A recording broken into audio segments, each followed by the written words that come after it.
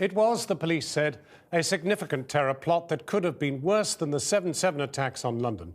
Irfan Nasir, Ashiq Ali and Irfan Khalid from Birmingham were convicted of planning an attack in a crowded public place. If it had been carried out, there would have been mass casualties. The police described the trio as committed extremists, but at times in court they'd come across as almost as incompetent as the characters in the satirical film Four Lions. Their motivation, the court heard, was a vague hatred of Western society. Fatima Manji reports. Hasn't stopped yet. It's a strange way to stop, isn't it? This is the moment police stop three men who wanted to carry out the biggest terrorist attack in UK history. In their own words, another 9/11.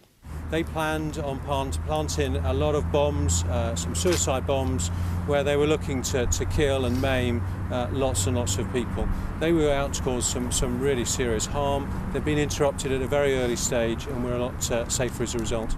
Irfan Khalid, Irfan Nasir and Ashiq Ali, all born and brought up in Birmingham, yet determined to spill blood on these streets. The three were unemployed and spent their time hatching a murderous plan in the Balsall Heath area of the city. It was at the home of Ashiq Ali that the men met to plot. This was their safe house for months, and they bought blackout curtains to avoid detection.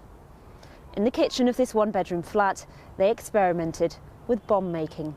They talked of weapons and explosives, of numbers of people that they could kill, and how to buy items required for bomb making without arousing suspicion.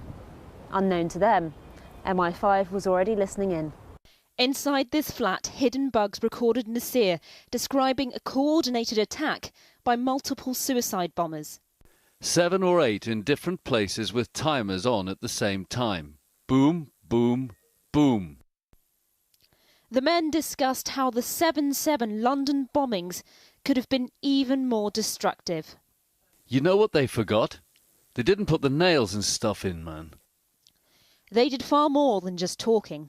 Their plan needed money, and they found a way to get it.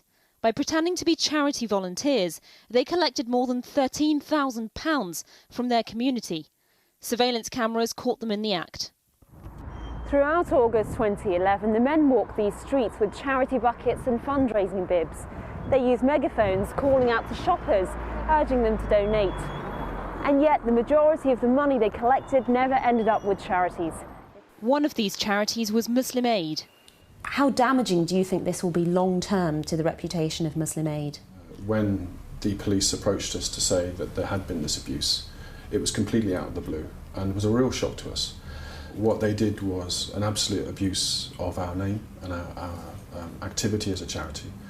Police later found some of the money when they raided Ashiq Ali's house. So they'd accomplished the first part of their plan, getting money, but the next phases were bungled. One of the would-be bombers compared their group to the 4 incompetent terrorists in the black comedy Four Lions. Oh, you think this is flipping Four Lions? Well, one man short. There's 3 of us. They were one man short, but their approach seemed similar. They lost nearly all of the cash they'd made such an effort to collect. They appointed Raheen Ahmed, who's already pleaded guilty to terror charges, as their financial mastermind. He tried investing their cash in the stock market. Just 2 weeks later, he'd lost nearly every penny. The men needed bomb-making ingredients, including ammonium nitrate. They thought they'd find it in this sports injury pack. It didn't contain any.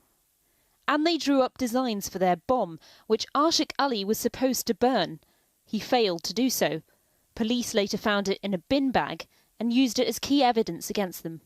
There's no doubt whatsoever that they had the ability, they had the training, they'd drawn a very detailed map of a bomb, a blueprint of a bomb, expert evidence, categorically states that is a viable device. It was Nasir and Khalid who had travelled to Pakistan for terror training, and they arranged for others to make the same journey. This airport CCTV shows them dispatching 4 other young men to Pakistan. But just a few days later, these men were back in Birmingham after their families found out what they were up to and demanded they return home. These 4 have already pleaded guilty to being involved in preparing terrorist acts. As for the ringleaders, today at Woolwich Crown Court, the judge, Mr. Justice Enriquez, told them to expect life in prison. saying it was clear they were planning a spectacular bombing campaign which would create an anniversary along the lines of 7/7 or 9/11. They will be sentenced before June.